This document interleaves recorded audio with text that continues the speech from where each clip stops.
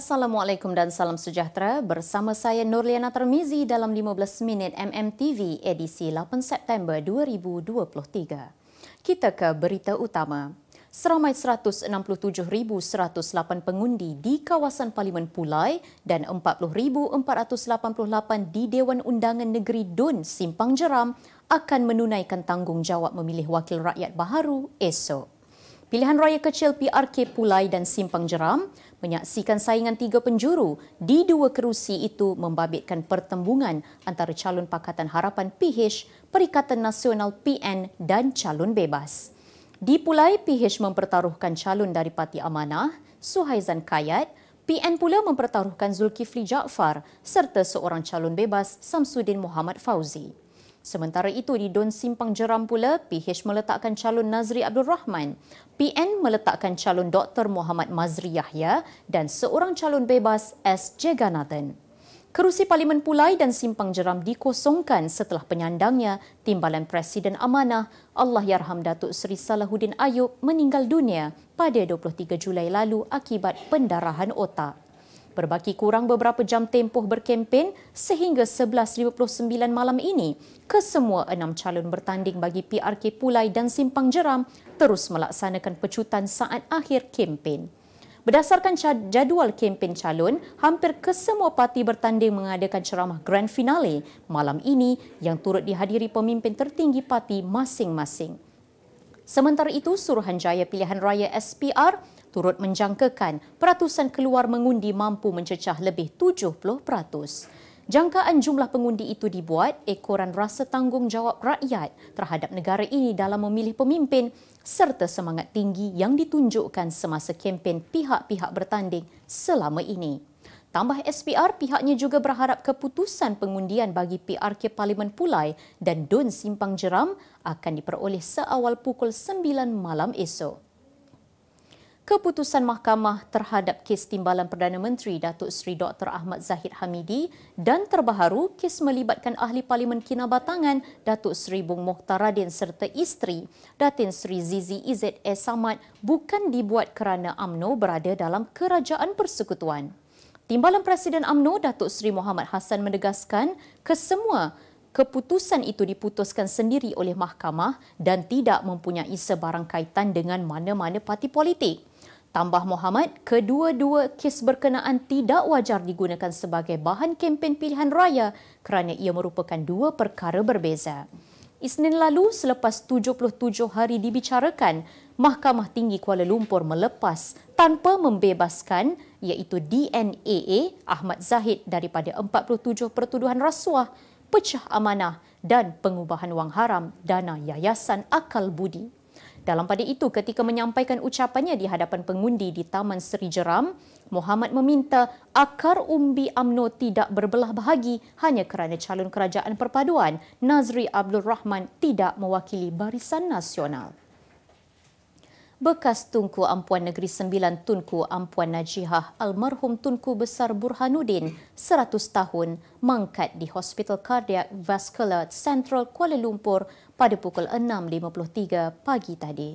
Setiausaha Kerajaan Negeri Sembilan Datuk Muhammad Zafir Ibrahim berkata, jenazah disemayamkan di Istana Besar Seri Menanti dan dimakamkan di Makam Diraja Seri Menanti hari ini 8 September selepas waktu asar tadi. Menurutnya, tempoh perkabungan bagi kemangkatan Allah marhumah yang maha mulia bekas Tunku Ampuan Negeri Sembilan adalah selama 1 hari iaitu pada hari ini. Semua bendera dikibarkan separuh tiang di seluruh Negeri Sembilan pada hari ini sepanjang tempoh perkabungan yang ditetapkan. Untuk rekod, almarhumah yang maha mulia Tunku Ampuan Najihah binti almarhum Tunku Besar Burhanuddin juga merupakan bekas Raja Permaisuri Agong yang ke-10 iaitu dari tahun 1994 hingga 1999. Bekas Ahli Dewan Undangan Negeri Adun Permatang Pasir, Muhammad Faiz Fazil dilepas tanpa dibebaskan DNAA oleh Mahkamah Magistrate Shah Alam semalam daripada pertuduhan mencabul kehormatan seorang jurujual wanita 2 tahun lalu. Peguam Suria Putra Muhammad Taulan yang mewakili Muhammad Faiz 46 tahun berkata, Magistret Muhammad Sufian Jaafar membuat keputusan itu selepas pendakwaan memaklumkan bahawa Jabatan Peguam Negara telah menerima representasi yang difailkan pihaknya pada 17 Ogos lalu. Ketika dihubungi media, Faiz mengesahkan perkara itu dan menjelaskan pihak pendakwaan memohon untuk menarik balik pertuduhan selepas Pejabat Peguam Negara AGC menerima representasi yang difailkan pihaknya. Berdasarkan undang-undang, tertuduh yang mendapat DNAA boleh didakwa semula atas pertuduhan serupa pada masa akan datang. Terdahulu pada 9 Jun 2021, Muhammad Faiz yang dihadapkan ke mahkamah atas pertuduhan itu mengaku tidak bersalah. Dia didakwa menggunakan kekerasan jenayah dengan niat mencabul kehormatan mangsa yang ketika itu berusia 31 tahun di dalam sebuah kereta di pusat beli belah Sunway Pyramid ke Subang Jaya di antara jam 9.45 dan jam 11.30 malam pada 8 Mac 2021. Ahli Jawatan Kuasa Parti Amanah Negara itu didakwa mengikut Seksyen 354 Kanun Keseksaan yang membawa hukuman maksimum penjara 10 tahun atau denda atau sebatan atau dengan mana-mana dua daripada seksaan itu jika sabit kesalahan. Utusan Malaysia dan Cosmo melancarkan satu lagi produk terbaru. Apa yang ada dalam Iklaneka? Ia adalah platform yang tepat dan efektif untuk mengiklan antaranya pelbagai jenis notis, catan kosong, hartanah, tender, kenderaan, mencari wali atau waris dan pelbagai lagi. Apa yang anda cari? Semuanya ada di sini. 2 dalam 1. Layari iklaneka.utusan.com.my. Nombor pendaftaran istimewa NPI yang dibuka sempena sambutan Hari Kebangsaan 2023 iaitu M1M direkodkan dibida dengan harga paling tinggi iaitu sebanyak RM622,000. Jabatan Pengangkutan Jalan JPJ berkata pada masa sama NPI yang dibuka untuk bidaan bermula 31 Ogos sehingga 4 September lalu turut merekodkan kutipan hasil keseluruhan sebanyak RM21,970,970. NPI M5M yang berada di tempat kedua tertinggi dibida dengan harga RM500,000 dan M8M dengan nilai RM450,000 selain M9M dengan nilai RM402,004 serta M6M dengan nilai RM350,000. JPJ berkata siri M dan M ini juga menunjukkan sambutan luar biasa daripada pembida-pembida dengan penyertaan keseluruhan seramai 25,033 orang sekaligus sebanyak 6,872 pembida berjaya memenangi nombor pendaftaran masing-masing. Jelasnya, bidaan nombor pendaftaran melalui sistem JPJ e-Bid secara dalam talian ini adalah satu usaha JPJ dalam menyediakan perkhidmatan secara digital kepada seluruh rakyat. Lapangan terbang antarabangsa Melaka LTAM menghentikan penerbangan komersial di negeri tersebut selepas satu-satunya syarikat penerbangan yang menawarkan perkhidmatan Wings Abadi Air menamatkan jadual perjalanannya. Pengerusi Jawatan Kuasa Kerja Raya, Infrastruktur, Kemudahan Awam dan Pengangkutan Negeri, Datuk Hamid Maitin Kunju Bashir berkata, penamatan penerbangan dari Pekanbaru, Indonesia ke Melaka itu dibuat selepas syarikat tersebut mengalami kerugian ekoran permintaan yang terlalu rendah. Mengulas lanjut, beliau memberitahu kerajaan negeri bagaimanapun bersedia untuk membincangkan insentif yang boleh diberikan kepada mana-mana syarikat penerbangan yang berminat menyediakan perkhidmatan di LTAM.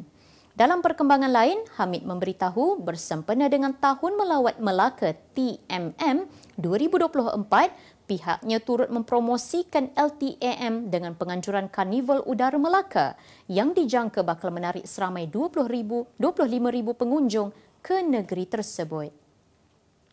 Berita luar negara. Seorang lelaki di Bengal Barat, India menunaikan janji dengan menghadiahkan bulan sempena hari lahir isterinya. Sanjay Mahato berbuat demikian dengan membeli sebidang tanah di bulan atas nama wanita tersebut.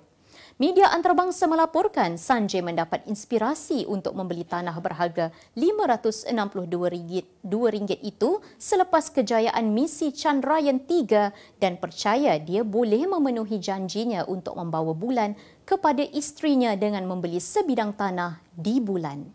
Keseluruhan proses itu mengambil masa kira-kira setahun sebelum Sanjay menerima kertas pendaftaran dengan label tuntutan dan surat ikatan berdaftar untuk hartanah di bulan. Memandangkan bulan mendapat tempat istimewa di hati mereka, Sanjay menganggap tiada hadiah lebih sesuai untuk sambutan hari lahir pertama isterinya selepas mereka berkahwin. Sepasang suami isteri yang pernah tular sebelum ini kerana mempunyai perbezaan usia 55 tahun ketika berkahwin membuktikan keikhlasan cinta mereka apabila si isteri Rohaya meninggal dunia pada usia 77 tahun. Selamat Riyadi, 22 tahun dan arwah isterinya yang lebih dikenali sebagai Nek Rohaya berkahwin pada 4 Julai 2017 di Ogan Komering Ulu, wilayah Sumatera Selatan. Namun, selepas 6 tahun berumah tangga, Nek Rohaya menghembuskan nafas terakhir semalam kerana sakit tua. Salah seorang ahli keluarga Selamat memberitahu bahawa Selamat sering membawa isterinya itu ke hospital dan menjaganya sehingga akhir hayat. Ujarnya lagi, dia menjadi saksi kepada kehidupan rumah tangga Nek Rohaya dan Selamat selama 6 tahun. Mereka hidup dalam keadaan harmoni dan bahagia. Kemas kini pengetahuan anda tentang isu ekonomi dan pasaran. Merangkumi sektor hartanah, perniagaan, keuangan, komoditi, IKS, halal niaga dan dunia korporat.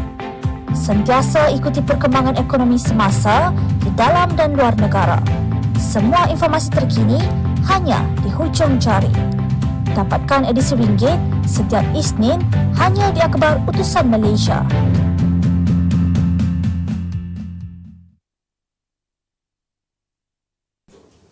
Berita ekonomi. Proton S50 sedan dijangka akan dilancarkan dalam tempoh 2 bulan lagi berdasarkan apa yang dikatakan oleh Ketua Eksekutif Proton, Dr. Lee Chun Rong, seperti mana yang dilaporkan oleh portal-portal dan blog permotoran. S50 yang kini menggunakan kod nama SS11 telah dilihat sedang diuji di atas jalan raya di seluruh negara sebelum dilancarkan. Kereta itu merupakan sedan yang berasaskan model Geely M Grand dan ia akan bersaing dengan dua peneraju dalam segmen itu iaitu Honda City Facelift dan Toyota Vios generasi keempat. Proton S50 akan mempunyai lebih banyak ruang kerana panjang M Grand adalah 4,638 mm dan 1,820 mm lebar. Ini memastikan keselesaan kepada pembelinya. Malaysia mengimport 75.6 bilion ringgit produk makanan berbanding ekspor 44.6 bilion ringgit pada 2022 menurut laporan Jabatan Perangkaan Malaysia DOZEM. Ketua Perangkawan Datuk Seri Dr. Muhammad Uzir Mahidin berkata, peningkatan yang tinggi dalam import berbanding ekspor telah mendorong peningkatan defisit perdagangan produk makanan berjumlah 31 bilion ringgit iaitu 24.3% lebih tinggi berbanding tahun sebelumnya. Beliau berkata import makanan terkumpul Malaysia bagi tempoh 5 tahun 2018 hingga 2022 berjumlah 296.4 bilion ringgit meningkat 31.8% berbanding 5 tahun sebelumnya. Katanya 8 item pertanian terpilih merekodkan kadar kebergantungan import IDR melebihi 50% iaitu daging kambing, daging bebiri, daging lembu, daging kerbau, halia, mangga, cili, sotong, susu segar dan kobis bulat. Menurut Muhammad Uzir, nilai IDR yang tinggi menunjukkan negara sangat bergantung kepada import komoditi pertanian. Beralih ke berita sukan. Beregu campuran negara centang Jitoh Iwei cemerlang apabila melangkah ke separuh akhir terbuka China pagi tadi yang berlangsung di Gimnasium Pusat Sukan Olimpik di Changzhou. Pasangan ranking ke-11 dunia itu berjaya menewaskan gandingan Taiwan Ye Hongwei Li Chia-sin 21-15, 13-21, 21-16 pada aksi suku akhir. Mereka akan berdepan beregu Perancis Tom Giquel, Delphine Delroux bagi perebutan tiket ke final esok. Untuk rekod pencapaian terbaik Tang Ji Iwei dalam kejohanan bertaraf Super 1000 sebelum ini adalah mara ke suku akhir terbuka Malaysia iaitu Januari lalu. Malaysia bakal bertemu China dalam satu lagi perlawanan persahabatan antarabangsa Tier 1 pada pukul 7.35 malam esok yang berlangsung di Stadium Phoenix Hill, Chengdu. Pengendali Harimau Malaya Kim Pan-gon dijangka bakal menggunakan taktikal baharu dalam usaha memperoleh keputusan positif pada perlawanan persahabatan kedua itu. Tambahnya lagi, pertemuan pasukan yang berada di ranking 80 dunia itu adalah platform terbaik untuk menguji kemampuan barisan anak buahnya ketika berhadapan lawan lebih kuat daripada mereka. Malaysia yang kini berada dalam kelompok 25 terbaik Asia dilihat mampu memberikan saingan kepada pasukan yang memiliki ranking lebih baik itu. Untuk rekod, kali terakhir skuad negara bertemu dengan China adalah pada 16 Mac 1980 dalam aksi persahabatan di mana ketika itu Malaysia menang 3-0 dalam perlawanan yang berlangsung di Stadium Merdeka, Kuala Lumpur. Sebagai penutup 15 minit MMTV hari ini, saksikan laporan cuaca esok Sabtu 9 September 2023. Jangan lupa dapatkan akhbar utusan Malaysia dan Kosmo untuk berita-berita terkini dan menyeluruh. Sekian sahaja daripada saya Nurliana Tarmizi. Saya mewakili warga kerja MMTV ingin mengucapkan salam takziah kepada ahli keluarga Fairuz Masran di atas pemergian Allahyarham. Assalamualaikum.